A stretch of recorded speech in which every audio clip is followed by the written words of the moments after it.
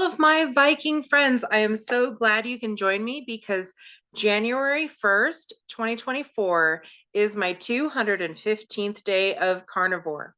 I went from a ketogenic lifestyle back in 2009, and I have been dabbling in that ever since.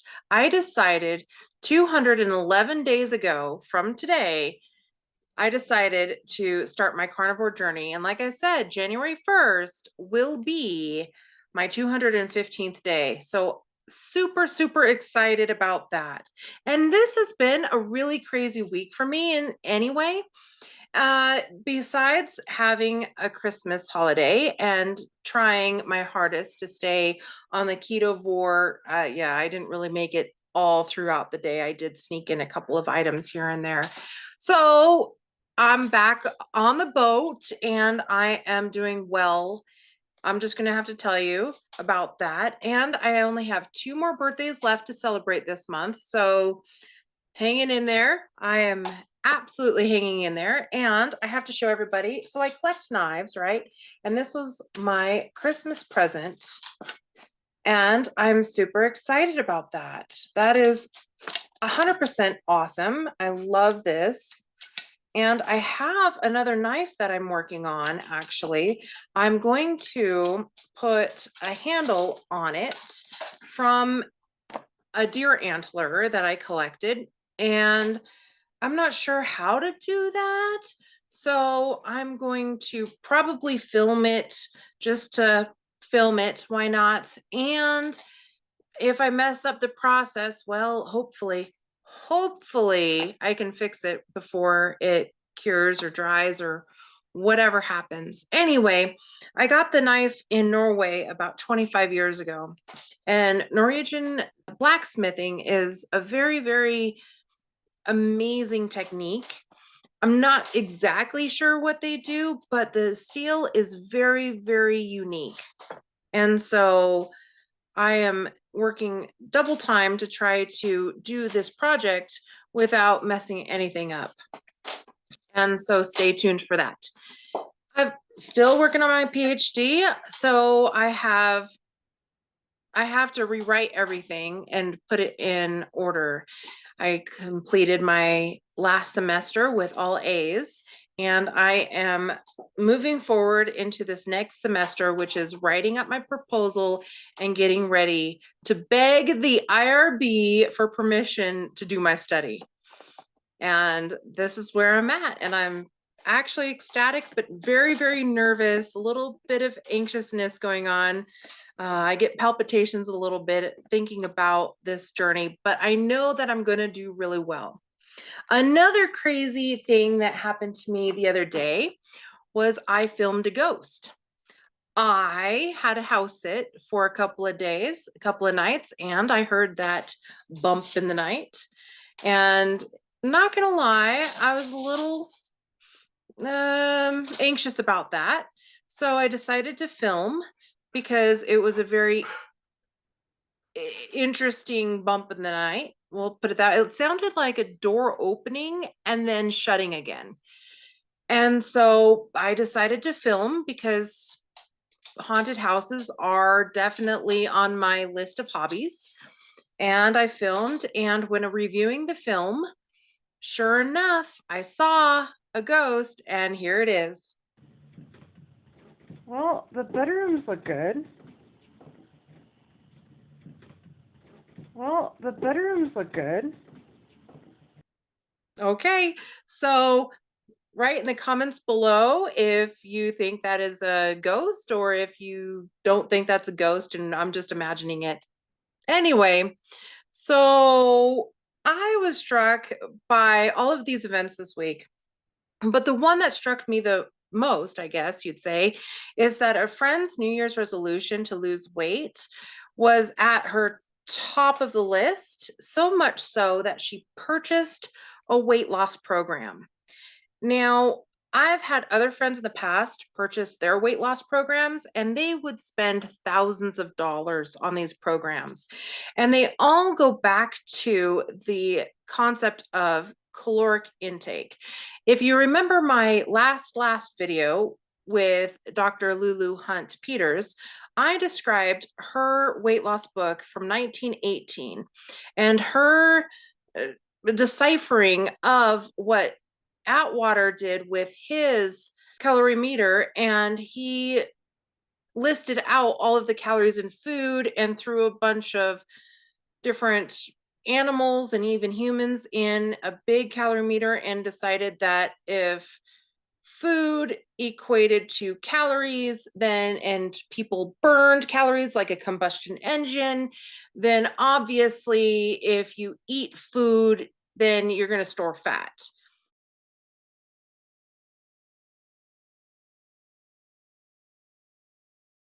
She decided that she was going to go a step further and vilify everybody who was overweight. And her methodologies, her philosophies, and her opinions have infiltrated our nutrition today. And so here we go with the weight loss programs that people are duped into purchasing. If you want to starve yourself, you can starve yourself. It is perfectly fine and you can do it for free. I'm just saying.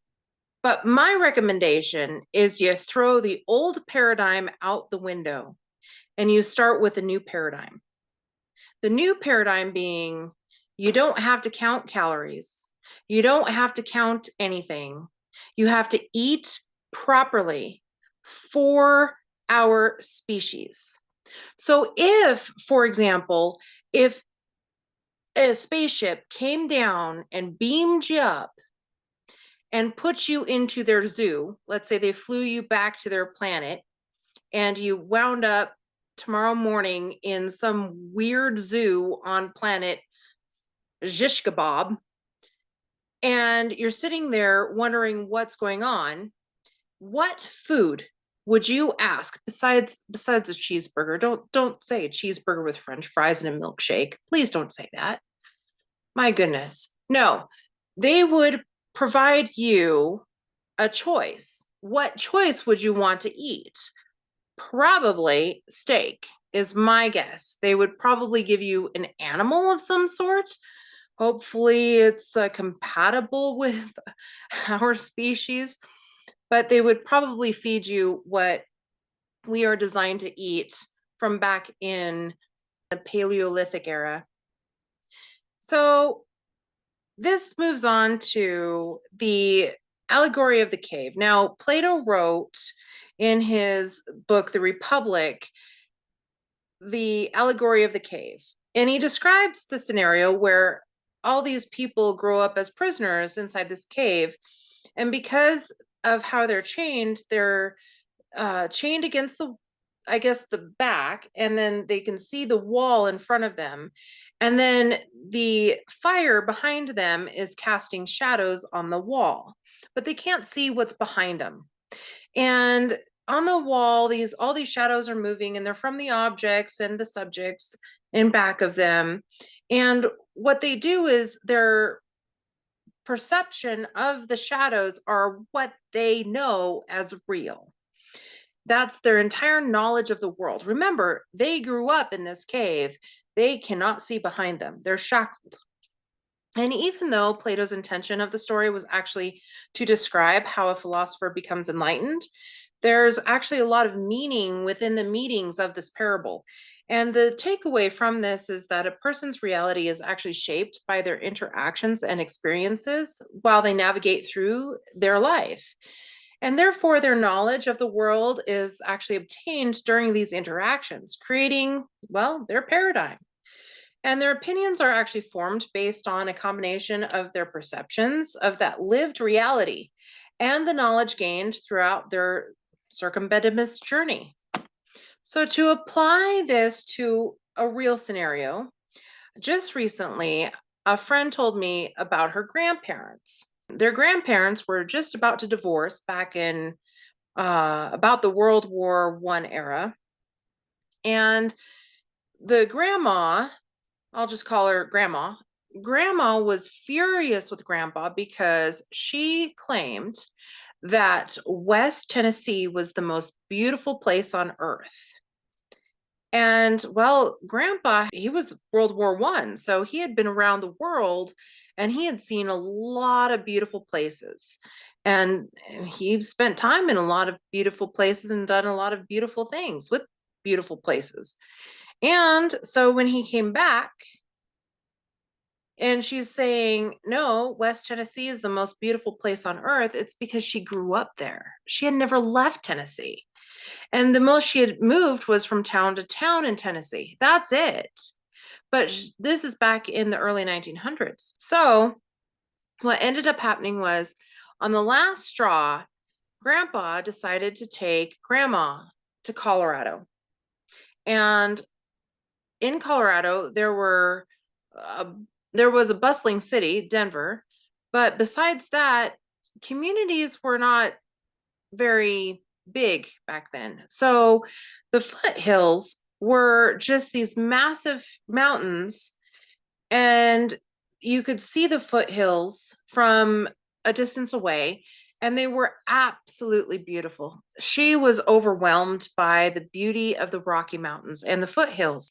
And so she decided that she wanted to move to Colorado. And hence her granddaughter, my friend, was here to stay. So that's the story. And the grandmother had to change her paradigm.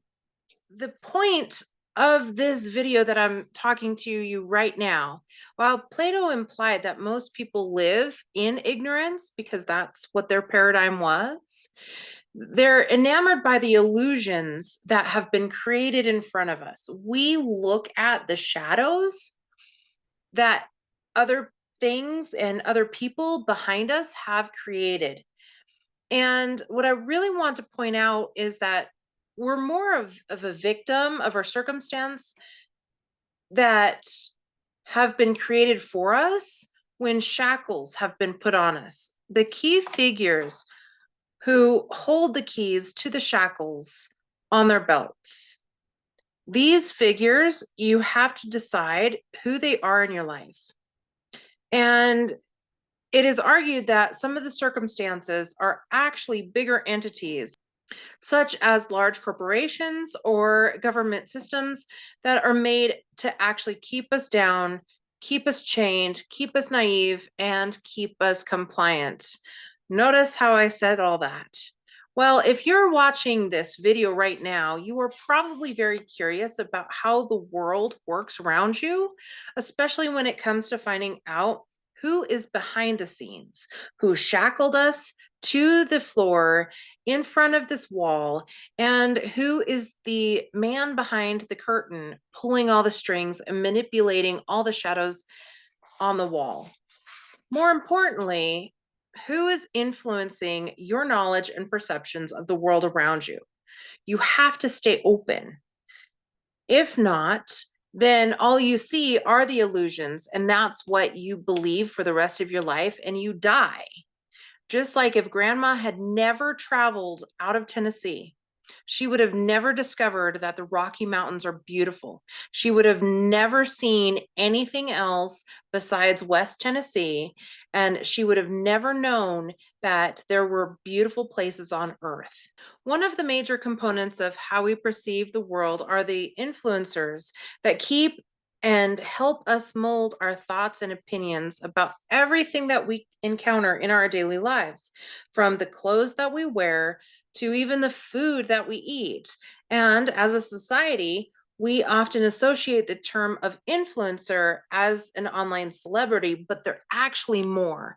I am talking about that everybody and everything that you experience in your life that you run into, and it shapes the person's paradigm. So your paradigm is shaped by everybody. I mean, athletes, movie stars, your aunt, your uncle, anybody in your life, famous musicians, and even companies, and the ads that they put out are all influencing you in some way. One example I remember is everybody knows the fast food chain Arby's, or what I hope so. So the fast food chain Arby's, I hardly ever eat at, but when I do, I get the roast beef. And currently, I don't go there anymore because I got behind the scenes and realized what kind of mess their food really is. But besides that, I had an Arby's straw that was hanging out in my junk drawer. You know that drawer that you just put things in that you don't want sitting on the counter, so you just shove it in a drawer? Yeah, it's a junk drawer. And I had an Arby's straw that I had put in the junk drawer. And when I was digging around for a pen, I opened up the junk drawer and I saw the straw, but it's just a straw, right? Well, I closed up the junk drawer, and about 4 hours later, I was hungry and I thought, Arby's sounds really good right now. Why am I craving Arby's? What's going on? I ended up getting Arby's, weirdly enough. This is a while ago. And I was cleaning house again a couple of days later, and I opened up the junk drawer, and on the straw, there is an Arby's symbol. And underneath the Arby's symbol is little wording Arby's. I saw the straw with the Arby's symbol and the little writing Arby's, and I didn't realize it, but I closed the door and subliminally it got into my brain and I wanted Arby's for the rest of the day. So, see how this kind of manipulates you? And the companies that relay the sense of expertise, for example, Arby's has the beef. And what they don't tell you behind the scenes is the beef is not beefly enough. We'll put it that way. It's more of a gelatinous pack of meat product. Yeah, we'll put it that way. It could be argued that whatever is trending is created by the influencer, and influencers find what is trending trendy. And it's this cyclic pattern.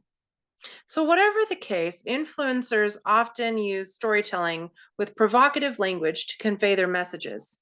And then they use the narratives and personal anecdotes that create compelling reasons to trust them.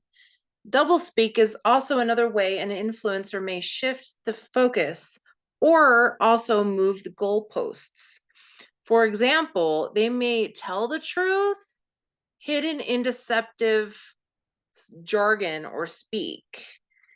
And I have found that a lot of lawyers would use this to kind of manipulate the way we think and manipulate court cases or manipulate things that people perceive as true or false.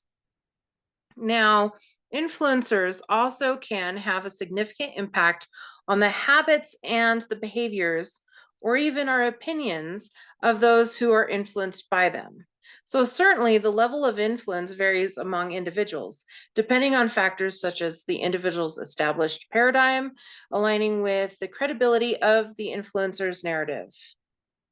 But at the end of the day, no one can argue that a typical person is softly coaxed, or rather gently manipulated into ultimately thinking and believing a certain way by the many people and entities who came into their life. And if you go get Arby's tonight, I am super sorry. I didn't mean to do that to you. Not sponsored. I'm just saying.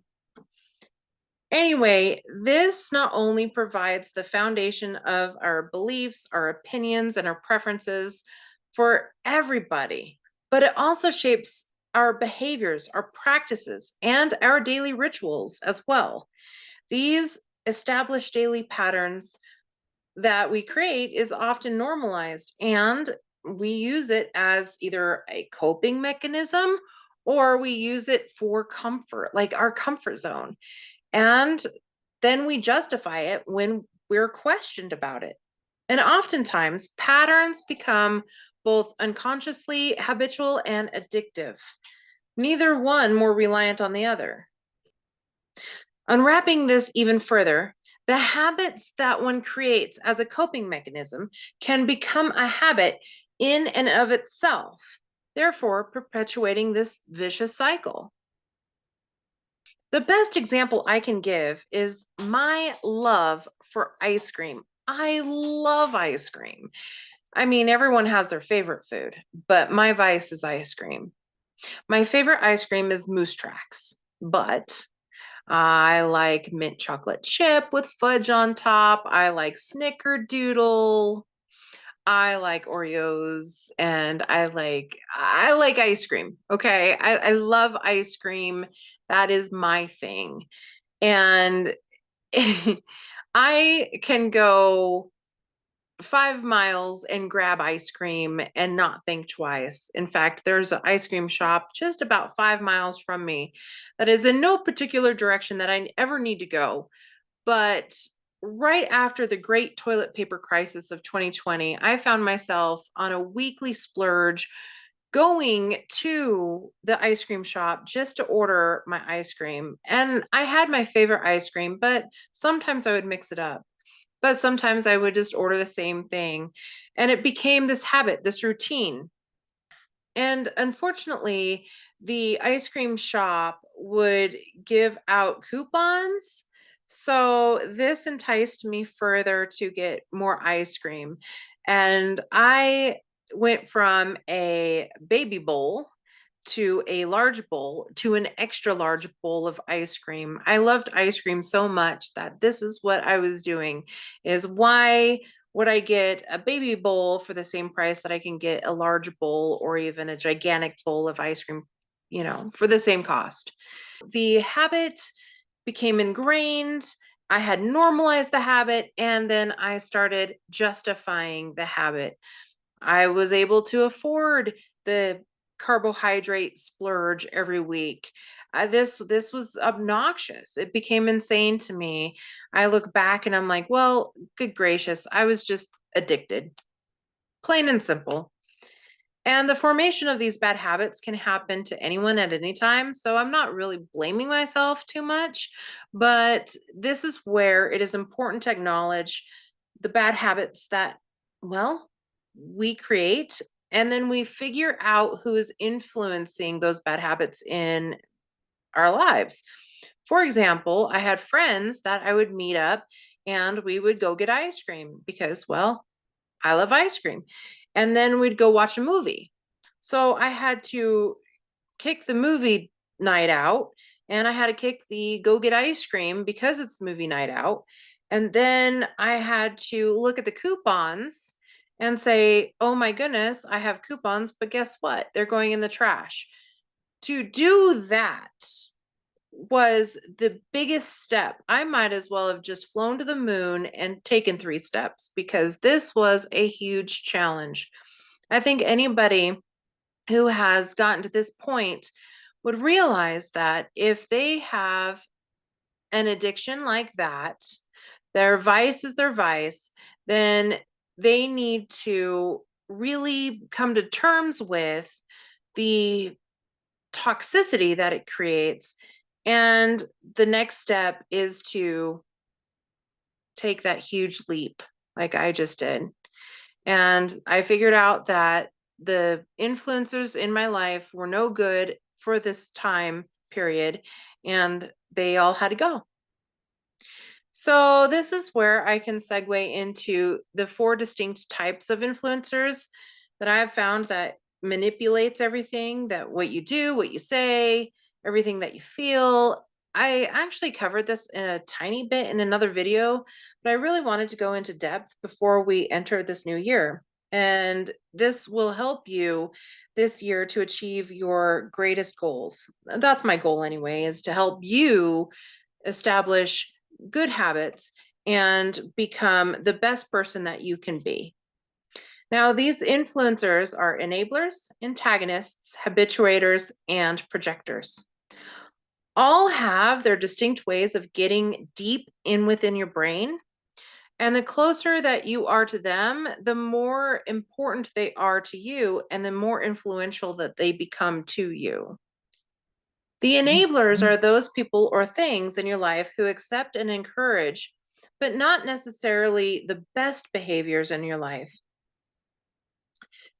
Enablers contribute to the addiction and the habits by providing support or minimizing consequences unintentionally reinforcing destructive behavior. And they may offer financial assistance or cover up the consequences or downplay the severity of the addiction, whatever it is, but they're always providing reinforcement into these habits and behaviors that do not benefit you. And then I wanted to go into the antagonists, which actually are complete opposites, but not really. The antagonists in your life are those who throw out demeaning and condescending and negative comments your way, or do whatever it takes to make you feel bad about what it is you're doing for whatever reason. Could be narcissistic reasons, could be that they don't like you, could be that they love you, but they don't know how to demonstrate the love. So instead, they're saying really mean stuff about it. And they perpetuate bad habits by creating stressors or triggering negative emotions or even undermining all your efforts to make positive changes. Some of the people in your lives may be sabotagers, people who don't want you to lose weight, people who need you to be the way that you are today because they're afraid themselves to change, or they're afraid that once you get better or healed that you're going to leave them. And that's very scary to these people. So the people in your life who are dependent on you and what you provide for them, they're going to discourage you. And that actually encourages you to do stuff that is self-sabotaging. So the continuation of harmful behaviors, and it makes it harder for you to break free from your bad habits when you have the sabotagers and the antagonists in your life. Now, another class altogether is the habituators. You could become a habituator, or everybody in your life may become a habituator. And then this person or thing encourages you to continue on with your bad habits or develop new ones. Habituators promote bad habits by fostering certain routines or patterns conducive to keeping you in this cycle of bad habits. And they create a familiar or comfortable setting so that it makes it difficult for you to break away from your habit or your pattern that you're currently in. This repetition reinforces the habit, and you become engaged and even accustomed to the behavior.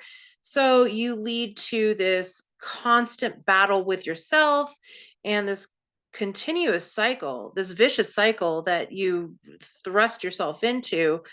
And you don't even realize it until you realize that the habituators are the ones that are causing this. And it could be as simple as Arby's ads or people who ask you to take them to their favorite restaurant. Or it could be people who eat in front of you. Now we go into the projectors. These people are the people in your life who complain or vilify you, and then they dump all of their personal angst and trauma and baggage and all the garbage that sits on their shoulders onto you. It's like, here, hold my problems. The problem is that these people who project their insecurities onto others may inadvertently contribute to a cycle of bad habits by imposing unrealistic expectations or foster self doubt. And then they create an environment where the individual feels compelled to conform to external judgments rather than pursuing healthy habits based on their own personal values and goals. As you navigate this upcoming New Year's Eve and make new resolutions for 2024, because I know you do, because I do, it is important to be aware of who influences you and what their intentions are for doing so. Remember that your reality is shaped by your life experiences and interactions with people and things around you. It could be companies, it could be family members, it could be anything and everything. And you form your paradigm based off of what your interactions and experiences have been in the past, and you'll continue to do so in the future. Then you create your opinions based on all of these perceptions of all of these interactions and experiences that, well, have entered your life. When you let the wrong people or companies or corporations or just things into your life, you give them power to influence you, even though they might not have your best interest at heart. So, back to my friend who purchased the big package, the weight loss package. I am going to say this: if you continuously strive to lose weight, you will continuously strive to lose weight. The companies that sell you these packages don't want you to lose all your weight. They want you to lose enough weight to feel like their company added value to your life. But at the end of the day, the company wants your money. So they're going to keep you from gaining success and accessing your real potential. And if you fail, these companies that created the weight loss packages want your money.